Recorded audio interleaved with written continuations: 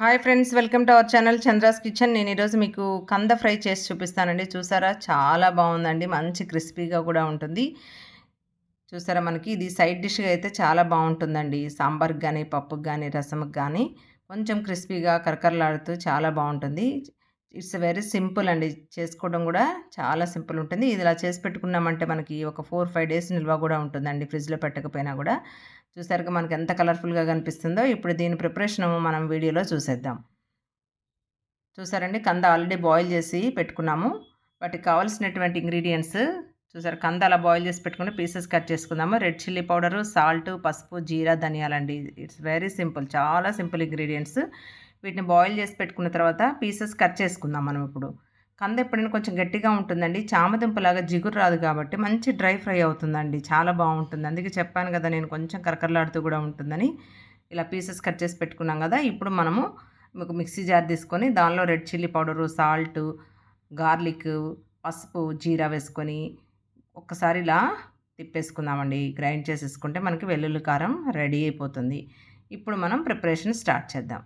ఒక బాండి పెట్టుకొని దానిలో కావలసినంత ఆయిల్ వేసేసుకొని పోపు గింజలు, రెడ్ చిల్లీ వేసుకున్నామండి. ఇది కొంచెం వేగిన తర్వాత ఇప్పుడు ఆల్రెడీ మనము బాయిల్ చేసి పెట్టుకున్నటువంటి కంద ఉంది కదండి, దాన్ని వేసేసుకుందాం.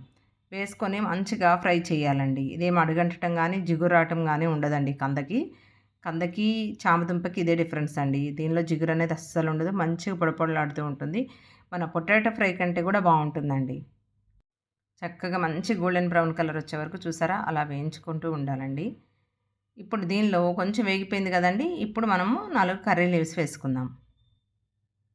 దీన్ని కూడా ఫ్రై చేసేసుకుందాం.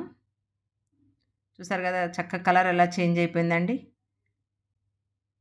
ఆ కలర్ వచ్చే వరకు మనం రోస్ట్ చేసుకోవాలండి. ఫ్రై చేసేసుకుంటేనే బాగుంటుంది అన్నట్టు టేస్ట్. ఇప్పుడు దీనిలో మనము ఆల్రెడీ గ్రైండ్ చేసి పెట్టుకున్నటువంటి కారం వేసేసుకుందామండి, వెల్లుల్లి కారం. నేను ఎప్పుడు చెప్తూనే ఉంటాను, ఇలా స్ప్రెడ్ చేసుకోవాలండి, ఒకచోట వేసుకోకూడదు. అలా వేసుకుంటే ఏంటంటే ఈవెన్గా మిక్స్ అవుతుంది అన్నట్టు. ఇప్పుడు ఈ కారం వేసుకున్న తర్వాత కూడా మనం మొత్తం మిక్స్ చేసేసుకుందాం. ఫ్రై అవుతుంది చక్కగా. చూసారా, అంతా మిక్స్ చేసేసాం కదా. చక్కగా ఇది కూడా ఇలా మిక్స్ చేసిన తర్వాత 1-2 మినిట్స్ మనం ఫ్రై చేసుకోవాలండి. అప్పుడే ఆ ఫ్లేవర్ అంతా పట్టేసి టేస్ట్ బాగుంటుంది. చూసారా, ఎంత కలర్ఫుల్గా కనిపిస్తుంది కదండి. మీరు కూడా తప్పకుండా ఇలా ట్రై చేయండి. చాలా బాగుంటుందండి. ఒక్కసారి టేస్ట్ చూసారంటే మళ్ళీ ఇంకెప్పుడు మర్చిపోరండి. ఇది మనకి ఎప్పుడన్నా అకేషనల్గా కానీ లేదంటే ఎవరైనా గెస్ట్ వచ్చినప్పుడు పెడితే చాలా బాగుంటుంది. ఫిదా అయిపోతారండి మీ ఫ్యామిలీ మెంబర్స్ కూడా. ఇది స్నాక్ లాగా కూడా తినడానికి పిల్లలు ఇంట్రెస్ట్ చూపిస్తారు. ఎందుకంటే చెప్పాను కదా, కొంచెం క్రిస్పీగా కూడా ఉంటుందని.